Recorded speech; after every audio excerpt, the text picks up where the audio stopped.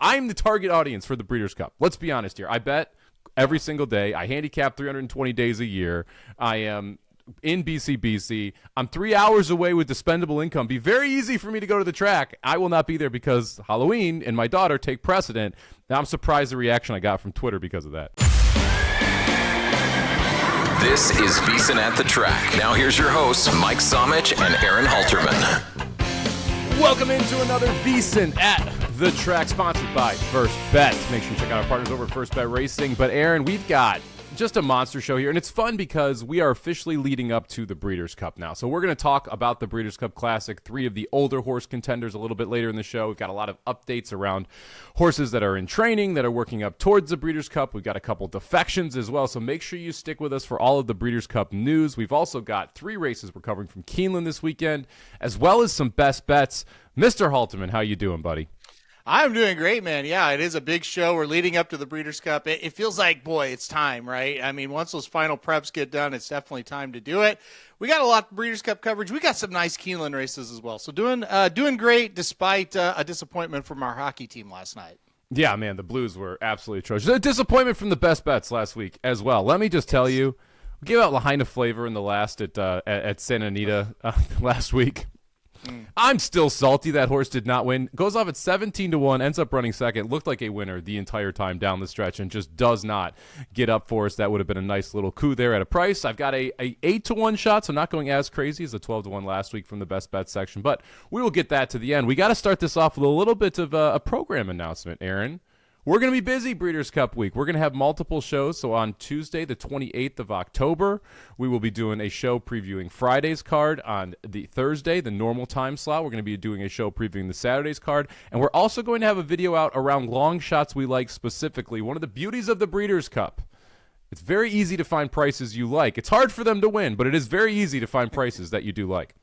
Yeah, absolutely. A lot of 8-1 shots make sense on paper, and a lot of 8-1 shots you may have bet 3 or 4 times throughout the year because they look good in various races. But then when they all get up against each other, it's a little tougher for sure. But yeah, you can find them. Be great. Like I said, the Breeders' Cup is for me, it's the best event of the year. I know, as far as like the public goes, it's the Triple Crown and specifically the Kentucky Derby. But for me, Somich, it's the Breeders' Cup. It's the World Championships.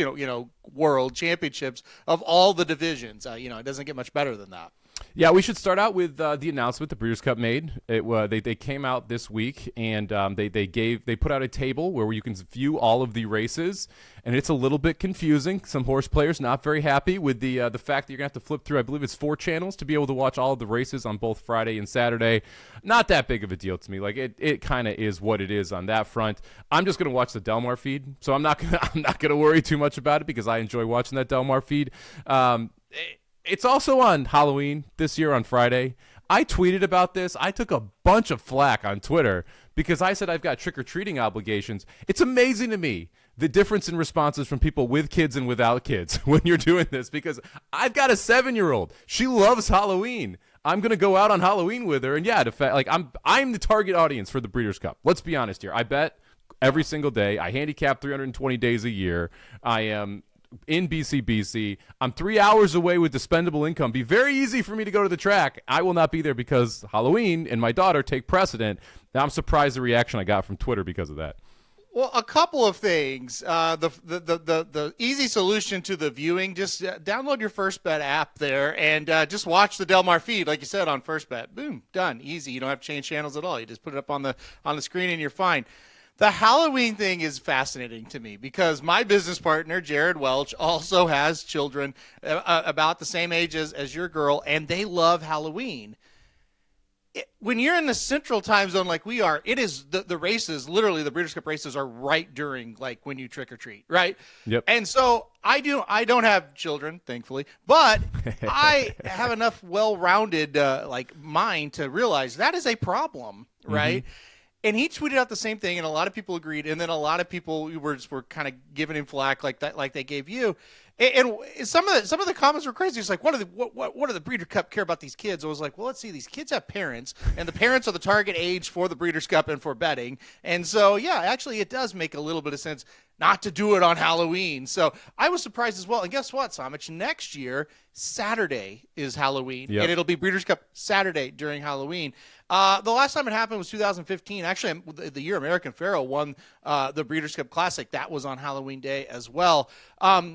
Look, I'm not for anything that could take your customer away from a big day of wagering. I guess that's where I'm at with it, right? So weird decision. I don't know if there's some kind of contract in place where they have to have it on certain days. Feels pretty easy to me, Mike. Just move it to the first weekend in November, like, the 6th and the 7th, probably be okay. Yeah, well, that's the thing. It usually is the first weekend in November, and I guess because the Saturday is November 1st, they're saying this is the first week in November. Next year, November 1st will be a Sunday. That's why on the 31st, it's going to be on Halloween. I like this is the funky part to me. We're willing to change up having the Breeders' Cup Classic as the last race because of college football, which is not your target audience. I'm telling you, the college football viewers in the South are not the ones betting a bunch of money on Breeders' Cup races. But we're not willing to move it a weekend so that you're able to get the parents. It's just whatever. It's one of those things where horse racing just kind of shoots itself in the foot whenever they can, and this is one of those spots where it makes no sense to me. Don't run it on Halloween. It's that simple. Just avoid national holidays and then figure it out from there. And I will say this, and I say this lovingly, but you are okay. You're not a degenerate, but you are I mean. You're on your phone during soccer games betting, right? I mean, I'm not trying to call you out, but that's just who you are. I mean, that's how I would be as well if I had a child, or if I'm doing something family related. Like, it's my mom's birthday today. Well, I'm on my phone while we're out to dinner, right? Looking at the races, looking at Remington Park. Why would you want to do that? Like, I mean, why would you want to take that away? And maybe you bet less money, and you're one of their best customers, and so am I as well, right? So it's like, I just don't understand why you would willingly do that. It doesn't make any sense to me. And I get the people that, like, they can't see past, like, their situation. Like, I don't care about it. Fine, you wouldn't care about it on November 6th either. That's the point. You know what I mean? If it's deterring thousands of people, which it sounds like it kind of is based on the comments, it doesn't make any sense. So I don't get it. Maybe there's some kind of contract in place where they have to have it certain days that I don't know about, but it's crazy to me. Anyway. Yeah, I mean, I'm still going to play BC. I'm still going to bet on the races. Like, they're not going to lose my entire handle, but I won't be in Del Mar, right? I won't be at the track, which, by the way, means I'd be sitting there with 4 friends who are also playing BC, and we'd be just degenning triples, pick 5s, pick 6s, everything. Yeah. So it does affect that part of it, whereas they're still going to get, obviously, the tournament money from me because I love playing the BC.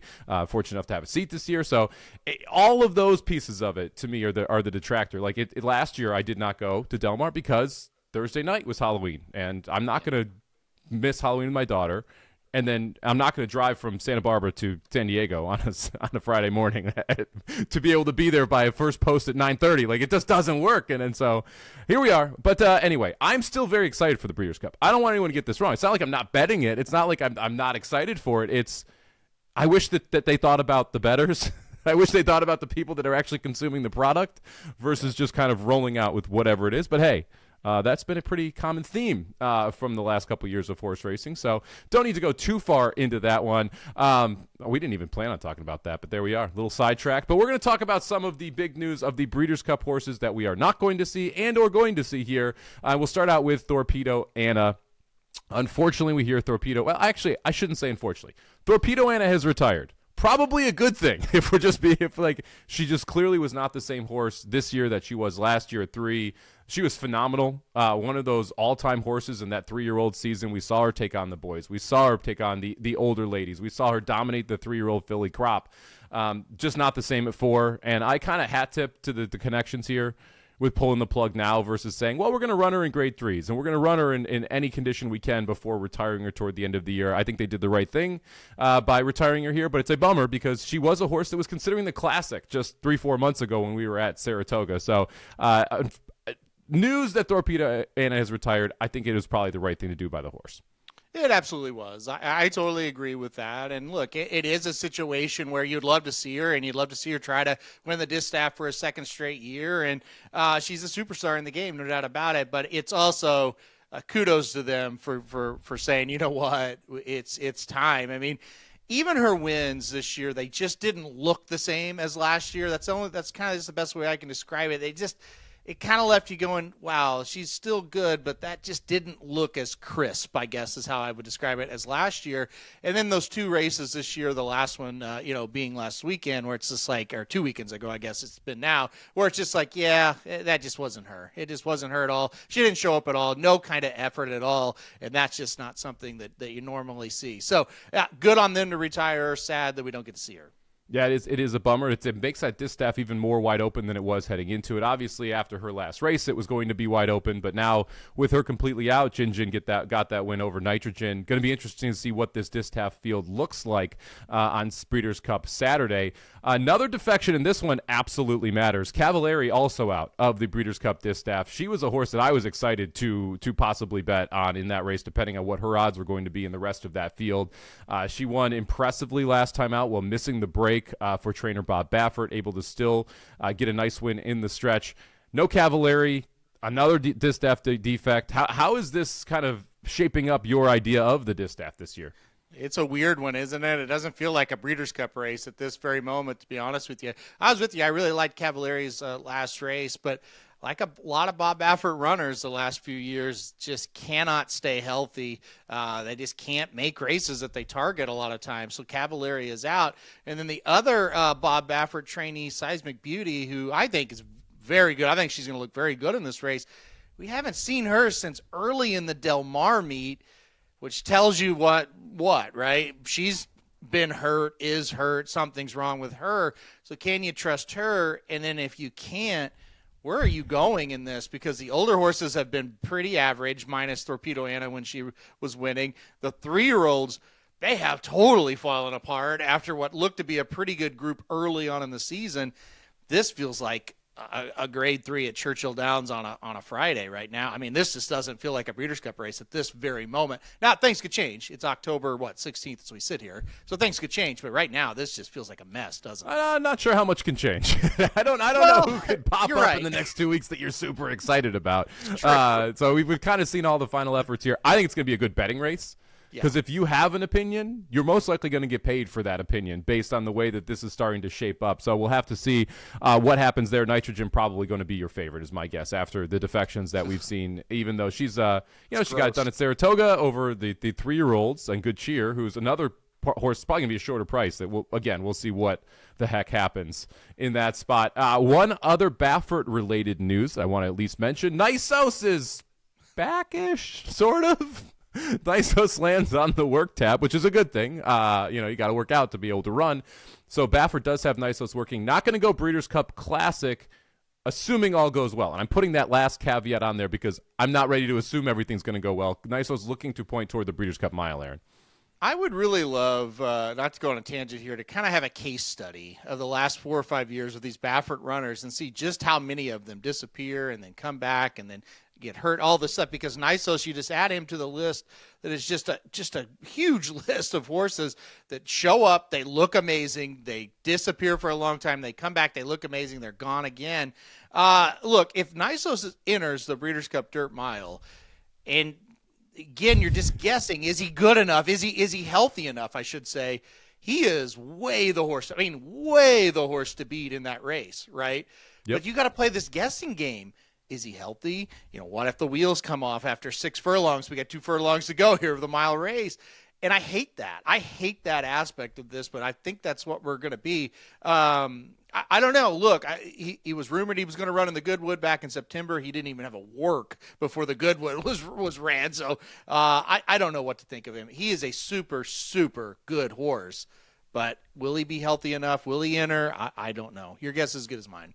Yeah, it's going to be fascinating what you do with him because he probably is the favorite in the Breeders' Cup Mile if he does enter, which then kind of creates a situation of are you playing or you fading because it's either a single or a spread around, right? It's not one where you're like, well, I need to kind of use Nysos a little bit. That's going to be a losing proposition in the long run. You either use him or you don't. And so it's going to be interesting to see how that one plays out. Going to be a very interesting weekend for Bob Baffert as well. We talked about this a little bit on the previous show.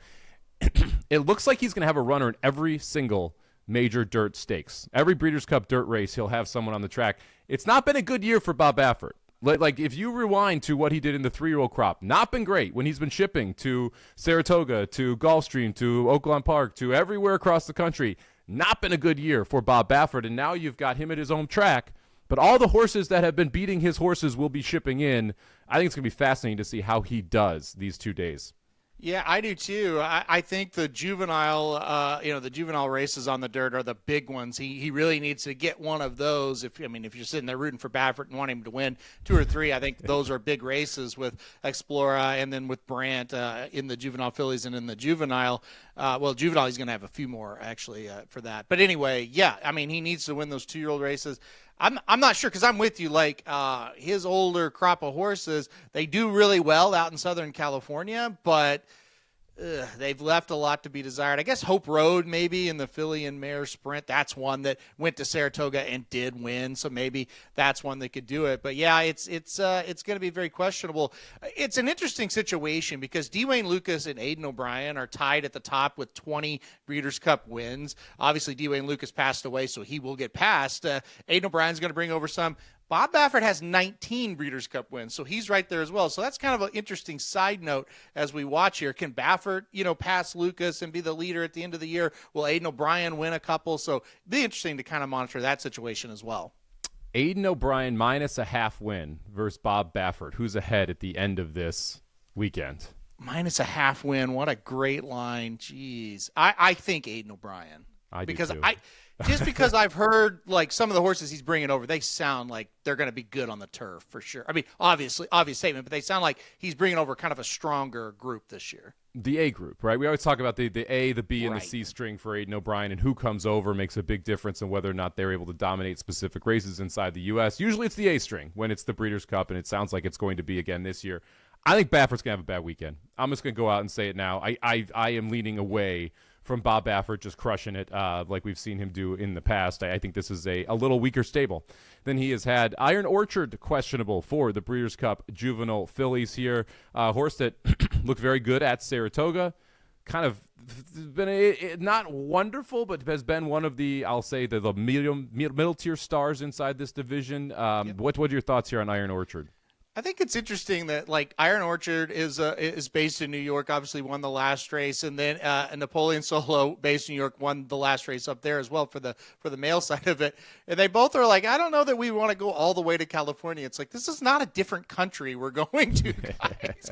I realize it's a long flight, but it's not that bad. I mean, it is 2025. We do have methods. I don't know. Look, I think taking kind of an approach of being conservative with 2-year-olds is kind of a trend that I think we'll start to see a little bit more of. I think the races were up at Belmont Park this year, which that'll be next year. I think you'd see these horses entered. But I think they're like, look, we're not 100% sure if we're good enough to win the race to begin with. Let's not ship all the way over there. And I think that's kind of the thought process. So I think people kind of get upset when horses that look like they fit major races skip them, and I understand that. And it is a growing trend. I mean, Preakness this year, wow. But I don't really. This is kind of what it is now, right? This is kind of the modern age. So I'm not getting all up in arms about it, but it is still a story and a headline, and you can feel any way you want about it. It is kind of unfortunate, but what are you going to do? I'll be interested to see how this plays out for these horses next year, because the skipping races as a 2-year-old, I think, is a little more risky. I understand why both of them are doing it, trying to be ready for the Oaks, the Derby Trail, whatever you're doing next year. You're not guaranteed that your horse is just going to improve and get better next year. You might have to strike while the iron is hot, and to me, you're kind of risking the fact that you're almost projecting the improvement and the fact that you kind of know what's out there inside the class, and you think you're going to be competitive with that group. At 2, I like the idea of going. I understand why they're not, but I like the idea of going and saying, I'm taking my shot, because right now I have one of the best horses in the class, and there's no question marks about that. I definitely do. You can't say, oh, well, this horse might debut and this horse might debut, and what if this horse improves? No, all of that is a known quantity. You know who you are facing. You know your horses in, we'll call it the top 5 in that specific group. I take my shot with the 2-year-olds.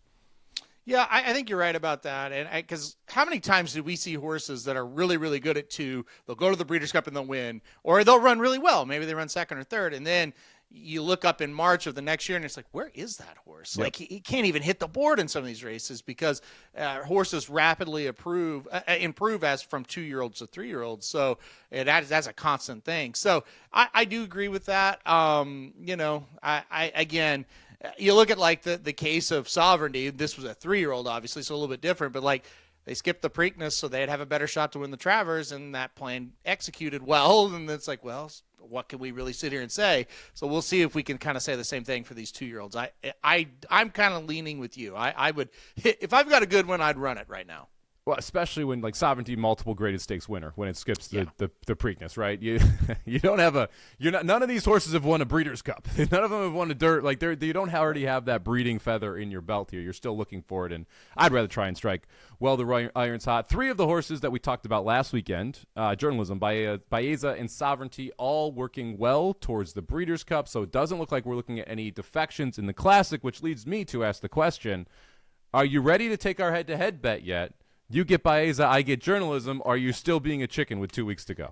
See, listen, you liked it. You're a bully. You're right. That's just the thing about you that I've learned. You're a bully. I'm just trying to get you to stand behind your opinion. I'm not bullying anything. And you can bully your other co-hosts into making these bets without all the information. It's not going to work with me. I told you last week, not going to work with me, man. I'm not doing it until I see all the information. Where did they draw? What jockey's on who? What's the pace like? The week of the race, we'll revisit it. Right now, no, I'm not ready to do it because I don't make wagers just off a whim. I have to analyze it. I want Journalism should be like minus 140 heads up against Baeza if there is a number out there. Thus, I am pushing it because I want the better side of this wager. We'll have to see what happens when we get to the week of the race. And to be clear, because I think this was misunderstood last week, neither of us are picking them to win the race. Neither of us think that this is like I gotta bet this horse no matter what the odds of. No. I'm trying to sucker him into getting me a free bottle of tequila. That is the whole point of this. When Journalism is able to beat Baeza. And I'm not letting you do it. Like all the other co-hosts you have let you do it. Well, like I need my Casamigos stock behind me, okay? We're like Magic hasn't paid for the last bottle. I'm getting a little frustrated with him. I need to get one off you so that we can just keep going for free here. Look, we're going to jump into some stakes previews over the weekend. We'll talk about our best bets. If you're looking for somewhere to bet these races, make sure you head over to firstbet.com. And right now, FirstBet and VSiN have teamed up with a special offer, and this is the final weekend that they're going to be offering it. Open and deposit into a new FirstBet account. Get up to $250 sign-up bonus right out of the gate with promo code VSiN250. Then place $100 worth of wagers in your next 30 days, which, oh, by the way, falls inside the Breeders' Cup. So if you're going to bet $100 at the Breeders' Cup, go over to FirstBet, deposit $250, use promo code VSiN250, get that special bonus, bet $100, and you'll get a full year of VSiN Pro. You'll get the splits. You'll get all of the guides, including the college basketball guide and the NBA guide that are coming out here shortly. You get all of the pro picks, everything that we offer, including the new Opta AI tool that projects props for football players as well. It's kind of fun to play with that one over on the website. For that $240 value for that $100 that you bet in your first 30 days. If you're already a subscriber, don't sweat it. We will extend your subscription for another year. For more information, head over to first.com/VSiN. That's the number 1st.com/VSIN and take advantage of that offer. Just head over to firstbet.com. Promo code VSiN250. Sign up today. Get your account going. Bet $100 on the Breeders' Cup and get a free year of VSiN Pro. All right, Aaron, let's jump right into it. We've got 3 stakes races from Keeneland that we want to talk about here. We're going to start with the Grade 2 Raven Run here on Saturday. This is race number 9 on the card. Fun little 7-furlong sprint. We got our first bet morning line odds here, and I don't know how to say this. One of my favorite, yet least favorite horses, Ragtime, will be your 3-1 morning line favorite here in this spot. Horse looked awesome for Bill Mott at Saratoga. I thought was just going to be an easy winner in the Grade 1 test and gets run down by Kilwin, comes back to win in the Dogwood at Churchill. Ragtime the top pick here, or are you going somewhere else? Why do you hate Ragtime? I want to know that first. Because she lost to Kilwin, and I had a very large bet on her that day in a tournament, and it made me very upset because it looked like she was home, and Kilwin missed the break and then absolutely ran her down. Actually was not a great ride by Junior Alvarado, who kind of had to hesitate because went in the inside and then had to swing to the outside, probably cost the horse the race. I shouldn't say I don't like Ragtime. I actually love Ragtime. I just wish Ragtime had won that race. How about that? Oh, I'm with you 100%. I was the same way that day. So I'm with you, but I don't hate her because I did have her at 3 out of the 4 races, right? And the one she did lose, obviously. And so I'll stick with her one more time. Even though she lost that day in the test, I thought that was such a good race from her. Yeah, I thought she was, I thought it was fantastic. You look back, you watch the replay of that race, you go, yeah, that was really good. You look back, you watch the replay of the Dogwood, what happened just a few weeks ago, 3 weeks ago, and you go, man, oh man, she looks so good, so under control. She just kind of drops back, she bides her time, and she mows them down in the stretch. I expect her to do much of the same here in this one. I do think there's enough speed in this race as well. I do think this is a very excellent race. I think this race is about as good as the test, right? So even though this is a grade 2, it kind of feels like a grade 1. You got Quiet Side coming back here. She's awfully good. That Usha horse for Bob Baffert has really woke up 2 straight victories. Was one of my best bets, actually, the last time she ran. So I do like this field. I just like Ragtime the best. Yeah, this is a field of 12 that we have headed postward. We do have 3 also eligible, so we're going to have 12 horses here. Ragtime, your favorite here, 3-1. The number 11 Quiet Side, the second choice at 4-1. I like Ragtime. I'm not going to put Ragtime on top, and mainly because of a pricing issue for me. This is a very good field of horses. You mentioned Usha. Usha's a good horse. Quiet Side's a good horse. It feels like you can go some other directions and be able to try and get a price you may not get in the future here. And I'm gonna go with a long shot that is a little bit of a tough sell here. So you got to stick with me. But give me the number 2 Vixen, who is going to be trying dirt for the first time, which is not generally a spot that I want to go when you're switching over a surface, but the price is absolutely right. Vixen's 20-1 on the morning line here. It's a horse that has been competitive with Lush Lips, with Nitrogen, with Leone on the turf. So one of the better 3-year-old turf fillies here. I like the cutback. I like the fact that we have a horse that's been going a mile and a 16th, and now we're cutting back to 7 furlongs on the dirt. I agree with you. There's a ton of pace signed on for this. Like, Usha's going to go. You're going to see Delightful Claire from the rail go. Medea is going to go, the 7 horse for Brittany Russell and her husband Sheldon Russell. I think this is just going to be a very fast pace, and when I look at that, I want a horse who comes from off the pace. I want a horse who has been going a little bit longer, going to have that stamina. And honestly, Ragtime kind of fits, but Ragtime's price at 3-1 doesn't fit for me. So I'm going to go with Vixen, who's 20-1. Sires Vacoma, who's been very good on dirt or turf. You've got Noble Mission on the bottom side, who's actually been surprisingly good as a second sire on the dirt as well. So bred to handle this surface, actually gets a 404 Tomlinson rating for the surface and distance. I think Vixen has a shot to upset the apple cart at a big number here coming from off the pace. So number 2, Vixen at 20-1 for me. Am I crazy? I don't think you're crazy. It's not the one I thought you would pick when you started talking about long shots coming from off the pace. I'll cover that in a second, but I don't think you're crazy. If you look at Vixen, to start the season, had really 2 very nice wins, and then ran up against Nitrogen a couple times, right? Lush Lips, and just DPO. it ran well, but just not good enough. I have no idea if the horse will like the dirt. I think it's odd that we ran 9 races on the turf and now we're trying the dirt. That's the only thing. If she does enjoy it, I don't think you're nuts because I think the horse has talent, right? And so I think that's the big key to it. For me, it's if we can translate over the dirt, we can run with these runners. I don't know if she can win, but you're also getting a huge price. So you're hey, we'll see what happens, right? I don't hate it. I thought maybe you might go with the number 5 Almond Joy as a horse. Phenomenal name and candy bar, by the way. Well, I don't know. The candy bar is just mid, I think, for me, but it is a great name. Have you ever frozen it? I've never frozen it, no. Yeah, you got to freeze it. You got to freeze Almond Joys and then enjoy them. They're delicious. Really? Yeah. Going to go to the store right after this. But anyway, because I am hungry. But Almond Joy for me was a horse that made a little bit of sense. A state bred out in California that was running in state bred races. Last time out moved up in class to just a grade 3 event, non-state bred event, and was able to win the Torrey Pine there at Del Mar, which was that was a decent race. There were some decent horses in there. Coming from off the pace, this is another one going to come from out of it, and you're getting 15-1 here. I thought that one may be the one you were going to talk about when you're talking about kind of a longer price. That's the longer price that I like. Am I crazy? I'll ask you now. No. we talked about this. Is funny because we talked about the New York State bred program last week, and specifically, do we like it enough to take a horse in open company? We've seen turf bred New York State horses have success in open company races multiple times this year. That's a thing.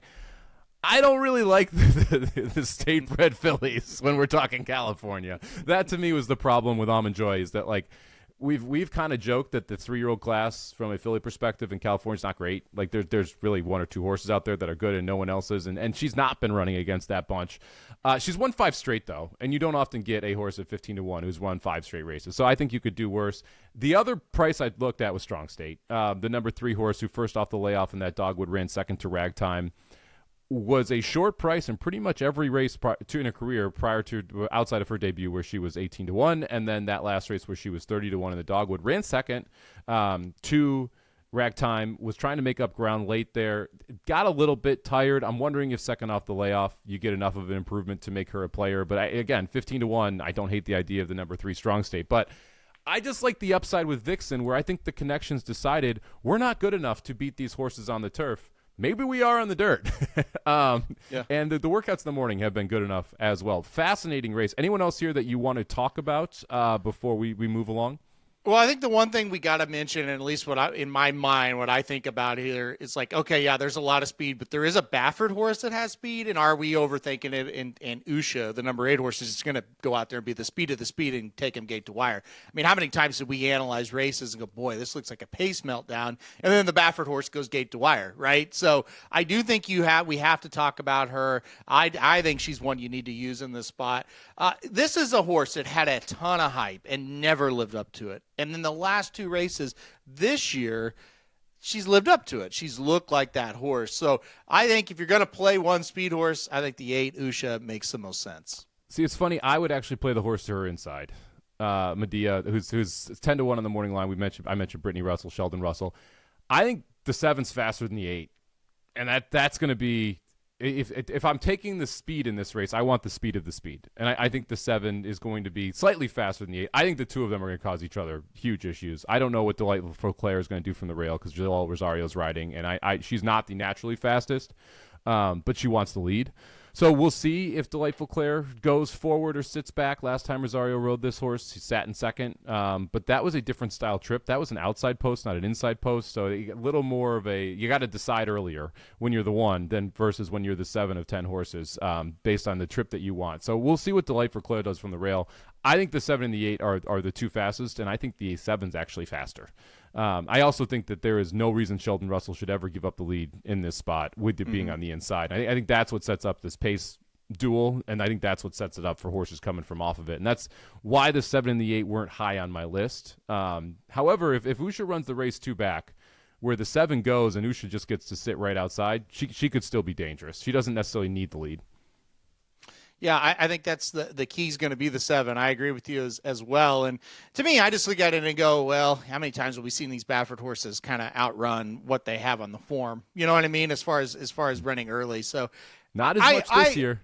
well, that's true. That is true. I will agree, though, that overall it does feel like we're going to have a pace meltdown, which is why we talked about a bunch of closers. Ragtime, Almond Joy, Vixen, they all make sense. Yeah, the 7 and the 8 never gone 7 furlongs, neither of them. So you have your 2 speed horses who have never been able to, or never tried the distance, let alone failed or gotten the distance. So the interesting race here. Number 9, Ragtime for Aaron, 3-1 on the morning line. Mike's going crazy. Give me the number 2, Vixen, 20-1 on the morning line in the Raven Run, a Grade 2 race, Saturday the 9th at Keeneland. Let's rewind a couple races here, and let's head to the 6th race on Keeneland's Saturday card, the Perryville. This is for 3-year-olds going 7 furlongs, the male version, essentially, of the Raven Run race here. We've got Gaming from Bob Baffert as he sends another in, which is Barnes, who is 5-2 on the morning line as your favorite. Just to field the 6 here, second choice, Captain Cook going to be your favorite at 6-5. Morning line presented by First Bet. Make sure you check them out. VSiN promo code VSiN250 there if you're signing up. Aaron, is it as simple as Captain Cook and Barnes? We moving along? Do we give up on Captain Cook? What do you make of this race? No, I don't give up on Captain Cook because of the last race in the Jerkins. Listen, this horse showed a lot of ability early on with Dutrow. Rick Dutrow was the trainer, won the Withers, and then they kept trying to kind of run this horse long. It didn't go that well, and then we switched to Pletcher, and I thought last time out, that was a super serious race. He ran the race of his life, fantastic effort, and just got beat a nose by Patch Adams, a horse you and I love, right? So that unfortunately had to retire. But anyway, I think that version of Captain Cook will dominate this race, and I think we're going to get it. I think Pletcher, for whatever reason, got a little bit more out of this horse. I think 7 furlongs is the distance for this horse, so it's Captain Cook all day long for me. And the other part of it is, after what Barnes did last time out at Parks, I don't know what that was. Yeah. I mean, I can't really trust him in this spot. Owen Almighty is a horse that I think, we all kind of knew 7 furlongs, a mile, needed to be his game. They tried, they got to the Kentucky Derby with this horse, never should have really ran in it. I don't trust him. He came off a layoff last time out and did nothing. And then his Sailor's version, Ronaldo and Gaming, I can't get there with any of them. So for Captain Cook for me in this one. Yeah, I don't like this race. I'm not going to bet a lot on it. I'm just going to be completely honest here because I kind of handicap it similar to you do. Captain Cook should be the favorite. Owen Almighty's last race, I'm willing to completely draw a line through, but it feels like he's better on the lead or forwardly placed, and that's not going to be a very easy situation here in this spot. Like the last one, he had to steady on the rail and just kind of pulled out of it. It was at Charlestown. Like that was the first back. The fact that they're putting him back in this race, I think, is actually a positive thing out of that effort. So I'm not as down on Owen Almighty as you. I have no clue what Barnes did last time out. Like that was one of the more confusing races I've ever seen in my life, where you're a heavy favorite at Parks, you should have speed, and the horse just doesn't run a lick early, like at all, and then is kind of flying late, and like it was very, very confusing. I don't know if the horse didn't want to run that day or what was going on, but that was a mess of a race, and it's very hard to decide what to do with the horse out of it. Because Barnes' best effort is good enough to win this race. Was right behind was right behind Captain Cook in that H. Allen Jerkins race. So, man, this is a tough race for me. I'm gonna put Owen Almighty on top because I don't like the other two horses, but I'm not gonna be betting a lot of money on this race. This is just one of those where I can see this going 4 or 5 different directions. It's a short field. The prices aren't right for me, so I'm gonna give Owen Almighty a pass on the last, and I'm gonna put Owen Almighty on top. I don't mind that. I would rather do that than take Barnes in this spot. You're right. I do want to talk about that race because I was at the OU football game, so I wasn't able to watch it live. I was texting you that day. Right, you were the first one to text me. John White, former morning line maker at Santa Anita, texted me as well, and he's like he's off the board. He was terrible, all this stuff, and I'm like, okay, but I didn't watch the race. So I got home, I watched the race, and I'm like, oh, that he's gonna pull up, right? Yep. It's like, oh, he's not interested in running. And then I go ahead and watch the rest of it, and it's like he ran his ass off down the lane, and it's like, how did that happen? How did the horse go from not acting like he wants to run to doing that? I think it is a good sign. If you want to wheel back with Barnes, I wouldn't hate it. I think it's a really good sign that he's here off of that race because he ran a Baffert type of race where we don't see him again for a year, right? Mm-hmm. And he's back. So obviously they figured something out. Something happened, right? So anyway, if you want to wheel it back, I don't hate it. The problem is you're having to choke down a pretty short price again on him. If he's 5-2, that's hard to choke down after how poor that race was last time out. So I get what you're saying. If you don't really want to single Captain Cook, this race is pretty disgusting to try to wade through and pick somebody else. Yeah, it really is. And I don't want a single Captain Cook, who was 21-1 last time in the H. Allen Jerkins, is now 6-5. Yeah.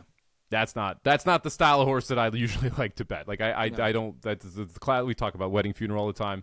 The wedding was last time when you were getting 21-1. Now you're getting basically even money on a horse that I think is going to be bet down a little bit. So who's your top pick here? I'm going Captain Cook.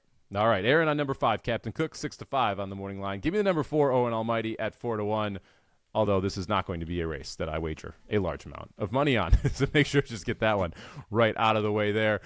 Make sure if you are checking out this podcast, so you're checking out VSiN as well. Right now, you can get your edge in both the horse racing and sports markets over by being a VSiN Pro, which includes a newsletter every single morning with all of the best bets from pros and guests on the channel. You get the picks page, you get the splits page, you get all of the guides. You can try it out right now for just $9.99 for your first month. Head over to vsin.com/subscribe and see all of those subscription options. That's vsin.com/subscribe for all of the subscription options. All right, let's fast forward to Sunday's card. Sunday's card here. I always get this one wrong. Dowager, is that right? Dowager Stakes. Sounds good to me. Yeah, we're gonna go with the Dowager Stakes here. Interesting field of 9 that's going to be headed post. We're going 1.5 miles on the turf. Your first bet morning line favorite is Vive Verve here, the number 6 horse for Joe Sharp and Irad Ortiz. Where are you going on top, Aaron? Yeah, this seems like a little bit of a mess, doesn't it? It's a tough race, no doubt about it. I wanted to take a price in this one. I wanted to get somebody involved at a little bit of a price. I just feel like this has upset written all over it. I went the number 9, Bless My Stars, on top in this one. I'm going to give this horse one more chance. Came over late last year and first start in the United States. Brennan Walsh trained horse and ran okay, got 6, but only got beat a length and 3/4.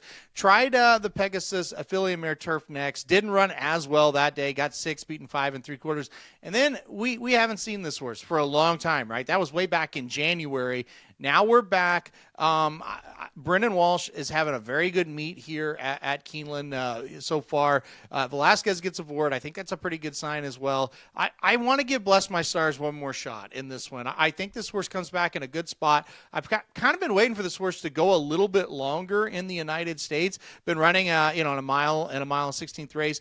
Now we're going 1.5 miles, 8-1. I think this horse will run the best race so far of the United States races. I expect this horse to run better than the last 2 races. I like the distance. Give me Bless My Stars at 8-1 for a red-hot Brennan Walsh here to pull off the upset. Yeah, interesting. We've got 3 Brennan Walsh horses in here as he trains the number 2 Spanish Eyes, the number 3 Venecia, and the number 9 as well there, Bless My Stars. This is a new addition to the Walsh barn, trained by Todd Pletcher prior. Walsh 23%, first time with the new trainer, $3.04 ROI. Also a positive number in graded stakes races, which is pretty impressive, a $2.05 flat return ROI and a $2 win bet. I'm going to go with the Brennan Walsh horse. I'm not going to go with the number 9. Give me the number 2 Spanish Eyes here, 4-1. This is a classic. The horse didn't like Kentucky Downs, and now you're getting a better price because of it, horse. If you go back to the 2 previous races at Delaware, I thought this horse ran very well, ends up just losing to Marksman Queen. Next race out, runs in the grade 2 Beverly D, runs very well again coming from off the place, and just loses to Charlene's Dream. Then goes to Kentucky Downs and just doesn't run a lick. And we've seen that before, where a horse just doesn't run a lick. And then you just kind of say, okay, the horse didn't like Kentucky Downs. It happens all the time. I'm willing to just draw a line through that one, which means that I get a nicer price here on Spanish Eyes at 4-1, who is able to be forwardly placed when needed, but can come from off the pace as well. So you have that ability to be tactical in and out. I think that's the number, or 4-1 is the number I want to land on here as well. And I think I get 4-1. Like I actually think 9-2, 4-1 is in the right range here. And I'll go with competitive race. Like I agree with you. You could go a lot of different directions here. And so like you could probably take 7 of the 9 horses on top if you really wanted to try and make a case for them. So fun race. I'll take a little bit of a price here with the number 2 Spanish Eyes at 4-1. I do want to talk about a couple other horses in here, though. We'll start out with Duvet Day, who's been running against Graded Stakes Company consistently outside of the effort in the Anchorage $152,000 overnight stakes, a couple back at Churchill Downs. Velasquez jumps off this horse. That was a big minus for me. I think if the pace materializes, Duvet Day gets interesting, though. Yeah, that's kind of why I actually was leaning towards the 9, Bless My Stars, because Velasquez gets on that one and not Duvet Day. I will say this, though. I had your horse, Spanish Eyes, in second, and I had Duvet Day in third. So I think we're kind of on the same wavelength a little bit here. Duvet Day has some like the race 3 back, like that's probably wins this one, right? Even the race 5 back. That puts him right there with a big shot. So, a horse I like a little bit as well. Definitely thought about that one as well. We haven't even talked about the favorite. I think that's one to just try to get away from. I think we can beat the favorite. Talking about the 6, Viv Vuv, or Viv. I don't know how you say the name, but I don't know. Last time out at Kentucky Downs, you throw a line through that one. But even though I was winning at Saratoga 2 races back, I wasn't like overly impressed with that effort when it comes to now facing stakes companies. So I think you get around the favorite there. I think the 8, Miwa, was a horse I was looking at a little bit as well. Another one that I think could come from out of it. And I'm with you. I think a closer is going to win this race. I think the 8 made a little bit of sense as well. Yeah, I liked Miwa more than the 6 as well, which are the 2 Joe Sharp entrants, both ridden by an Ortiz brother. Irad on the 6, Jose on the 8. I watched that same Saratoga race 2 back, and I wasn't overly impressed with what came out of that race. Wasn't overly impressed with the Churchill win 2 back either, despite the fact that Proctor Street won out of that race. I wouldn't be shocked if the 6 wins. I don't want to play the favorite in this race, and the 6 probably needs to improve a little bit to be able to win, which also I never like playing a favorite that needs to improve. To me, that's kind of like you're assuming something happens to be able to get the price, and that this is one of those spots where I'm not going to make that assumption. It's pace, I think, is the other part of this, right? Cupid's Crush makes the lead, right? Yep. It's the fastest horse early, like no chance of going gate to wire, even though we're getting 20-1. I don't think so. I do think makes the lead. It just looks to me like one that might turn for home with the lead and then get sucked under a little bit. I think there's better ones you could play than Cupid's Crush. I just don't see enough there to make you think this horse can go gate to wire. Yeah, the question is going to be the distance. Horse has been running in turf sprints, gone a mile and 16th a couple times, able to get that distance, but never against this level of company. Is 1 for 2 at Keeneland, so it does have success at Keeneland, going a mile and 16th, went gate to wire in that spot. No Cupid's Crush early, probably don't need to know her late. Number 9, Bless My Stars, 8-1 for Aaron Halterman. The number 2, Spanish Eyes at 4-1 for me. That is the 8th race on Sunday's card, the Grade 3 Dowager. I'm going to go with Dowager Stakes over at Keeneland on Sunday. Now, Aaron, before we get into the best bets, let's have a little conversation about 3 of the Breeders' Cup Classic horses. Last week we talked about the Holy Trinity of the 3-year-olds. If you want to jump back and listen to last week's episode, you can find that over on YouTube. Hit the thumbs up button if you're enjoying us over on YouTube. Make sure you help us get the word out. If you're listening on Apple or Spotify, make sure you download, rate, and review so we can get out to as many people as possible, setting up for a Monster Breeders' Cup week where we will have 2 shows on both YouTube as well as on the podcast forum. We're going to talk about the 3 older horses here, Aaron. And this is interesting, right? You got Sierra Leone, your champion from last year, who looked very good in a race at Saratoga. You've got Fierceness, who looked very bad in a race at Saratoga, but then looked very good at Del Mar. Kind of Fierceness's thing, to be good and bad in the same system. And I got a question for you about him. And then you have Forever Young, who is still the wild card, but we know has the talent to compete at this level. Ran second in the Derby, ran third in the Breeders' Cup last year. But will he ever win a race like this on U.S. soil? Because I'm starting to get tired of hearing the wise guys are all on Forever Young, and then Forever Young filling out a trifecta. Yeah, no, that was me last year. I was on Forever Young to win this race, and he filled out the trifecta in third behind Sierra Leone and Fierceness. I love it in one regard because the top 3 Breeders' Cup finishers for the Classic all coming back to running it again. I mean, that never happens, right? At least not in modern times. So I love that aspect of it. And here's the weirdest thing. It's like this year, early in the year, we're like, wow, we're getting all 3 of them back. This is going to be so fun. Sierra Leone's won once and really has only threatened to win once, right? Now, he was good when the race he won, for sure. It's 1 win. Fierceness has been all over the place, right? He does have a couple wins, but he has a couple races that are horrendous in there as well. And then you have Forever Young, who, he did go over and win the Saudi Cup, but he also really disappointed in the Dubai World Cup. You've only seen him 3 or 4 times, and he's coming back kind of looking the same he did last year. It's like, can he actually win here in the United States, a big race? So we were so excited to get these horses back, and none of them have really just set the world on fire. And that's really not fair because Forever Young did win the richest race, that we run in the world. But at the same time, you can't really say it's been like an unbelievable campaign for him as well. So they're weird. Yeah, it is very funky. Sierra Leone able to show a little more speed in a couple of his races this year as well. So, like, maybe he's not as pace dependent as he was last year. Last year, this pace was insanely fast early, and that's why you saw Sierra Leone be able to roll down the outside, be able to basically make everyone look like they're standing still. Fierceness was attending that pace, ran a huge second. This is going to be – I need to see what prices I'm getting on all three of these horses to figure out if I have any interest. Like, of the three, I guess Fierceness is the one I'm most interested in because I think the top-end talent is the highest. Like, his best race, which we see once every 1.5, 2.5 races, somewhere in that range, is good enough to win. If you're getting 6-1, 7-1, then all of a sudden I become a little more interested because I like he can run his clunker, and I'm still getting the right price the other times where he runs really well because he can beat this field. Sierra Leone, I want to see the pace because as much as I said, yes, he was closer to the pace a couple times this year. He still needs pace to be able to put out his best race. Forever Young is legitimately the one I don't know what to do with. Yeah. I see the talent. He could win the race.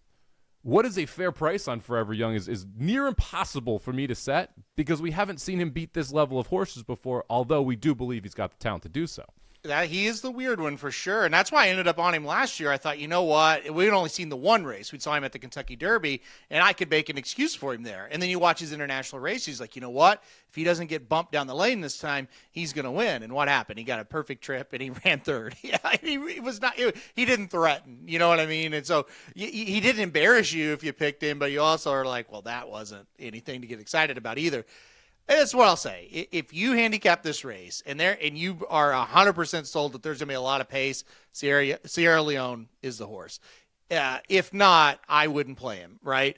Fierceness, just throw him on your pick fours, pick fives. I don't care if it makes sense from a logical math standpoint. He is beyond that. Just throw him on there. Don't worry about it. Fierceness is the ultimate. Make sure you got him somewhere. Make sure you don't have him anywhere where you have to depend on him. To me, he's an easy handicap from this point on. That's just how I'm going to treat him. And you're right. I'm with you. I don't know what to do with Forever Young either. From a guy that bought into it last year, I don't feel like I'm buying into it this year, right? He's got kind of a prove it to me here in the United States that he can do it. So these are very interesting horses. I don't think any of the three would really surprise you if they win.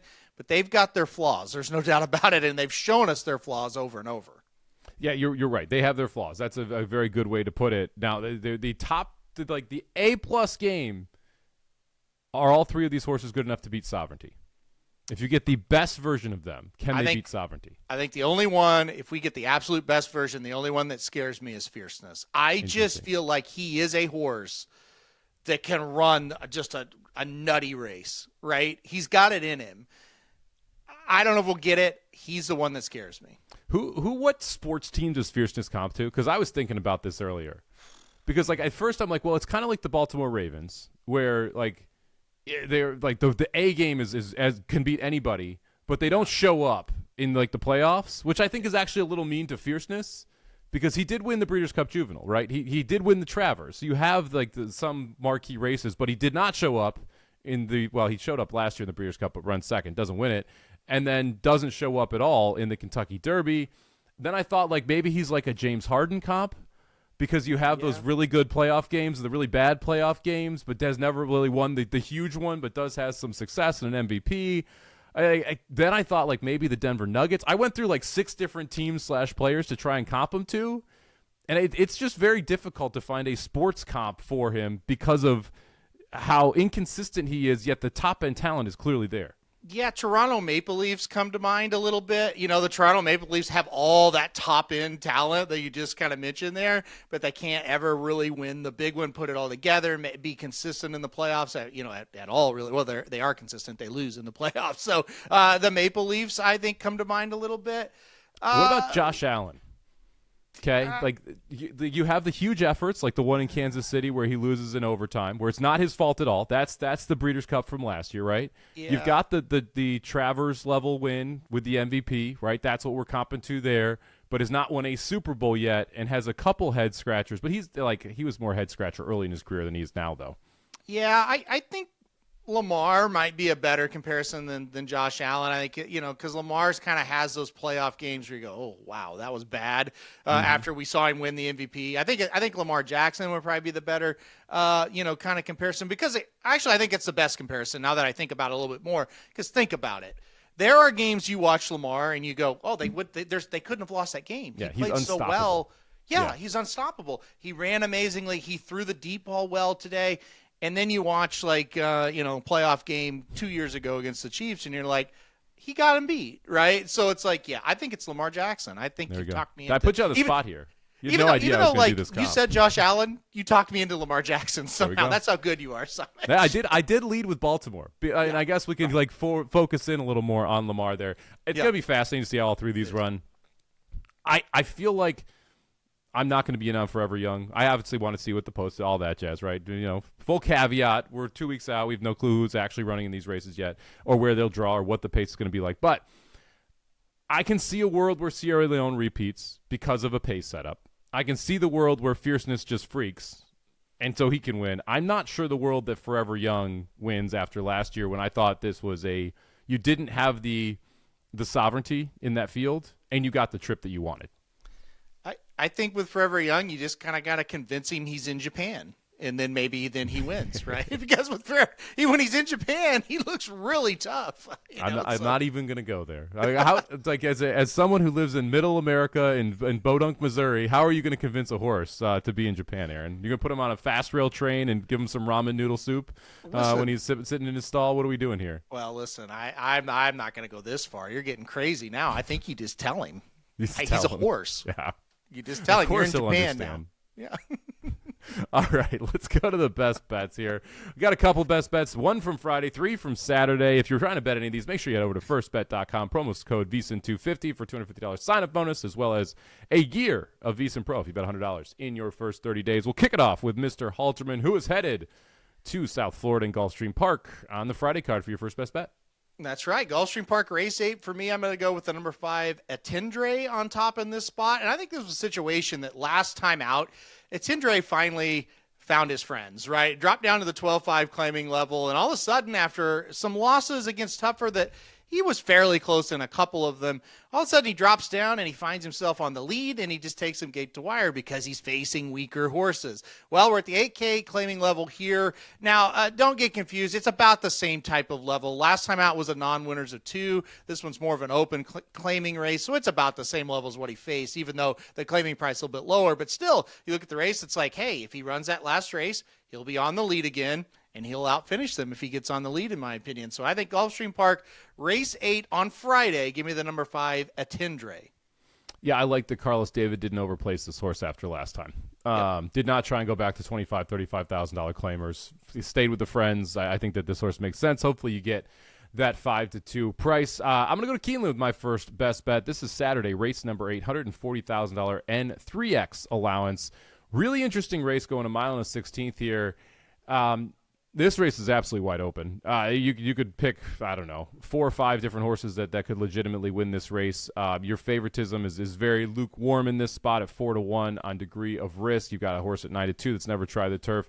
I'm going to go to the rail and Theismann here, who is 8-1 on the morning line. This horse has only run on turf 3 times and has been very good since switching over to turf in the 5-year-old season. It's a son of Quality Road, who is a good turf sire. The English Channel is the dam sire, also very good on the turf. I'm surprised it took this long. This horse was heavily touted, sold for $1.15 million as a 2-year-old, and debuted in the Sheriff's Barn and didn't really do too much. Then switches over to Peter Urton's barn, runs at Turf Paradise, gets a win.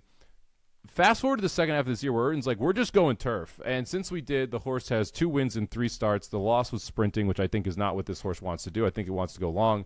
And the setup should be just perfect here. You've got multiple speed horses to the outside. You drew the rail with Luis Saez. He's going to be aggressive early, sit in the pocket right behind those 2 speed horses and be able to get first run on the far turn. The price is right at 8-1. There's a ton of upside because it's only the fourth race of this horse's career on the turf. Lightly raced horse, only 8 races for a 5-year-old as well. I think this horse could keep improving. I think the price is right. I love that Saez rides back. I love the trip. Give me the number 1, Theismann, 8-1 on the morning line, race number 8 at Keeneland.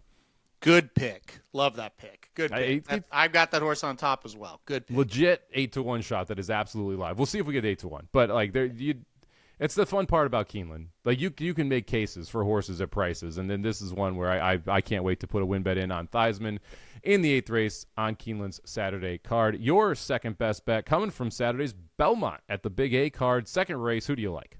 Yeah, Saturday at Belmont at the Big A, race 2. I'm going to go number 3, Acoustic Ave. I don't know the odds yet. We don't have the morning line odds out yet, unfortunately. So, we'll see what it is. But this is just a race where Acoustic Ave should win. Last 3, or really the last 4 or 5 races, have all been good enough to win this one. Getting a little bit of a drop down in class here, running against allowance optional claimers before. Now it's a starter allowance race. Feels like just a perfect spot. I think Linda Rice, one of the best at spotting horses up at NYRA, for one reason or another. Usually got a little bit of advantage there before, maybe still does. But anyway, we won't get into that, Somich. But Acoustic Ave, the 3 horse for me, Belmont at the Big A, race 2. This just looks like a very, very logical horse. Should stock the pace and get the job done. Yeah, I remember this horse at 2 back in 2022, running in New York state-bred races that were stakes races. Love this horse. Love Acoustic Ave. Fun horse at Saratoga, too, when you can enter for turf races and they inevitably rain off, and Acoustic Ave goes ahead and wins those. Second best bet for me, going back to Santa Anita, race number 9 on the Saturday card. This is the 80K Lure, restricted stakes level race here. And I'm going to go to the number 4, Endlessly. This is a horse that I think we've talked about before on this program because of the races that we've seen Endlessly run in. Last time was a Grade 2 Del Mar handicap. Ran in the Wicker at Del Mar before that. Ran in the Grade 1 Manhattan. We talked about that one. The Grade 3 American, the Grade 1 Belmont Derby, the Grade 1 Kentucky Derby. Why am I talking about all these races? Because they're much better than what we're running against today going a mile. Endlessly was a turf horse that was ruined by the Kentucky Derby. The trainer did not want to go there.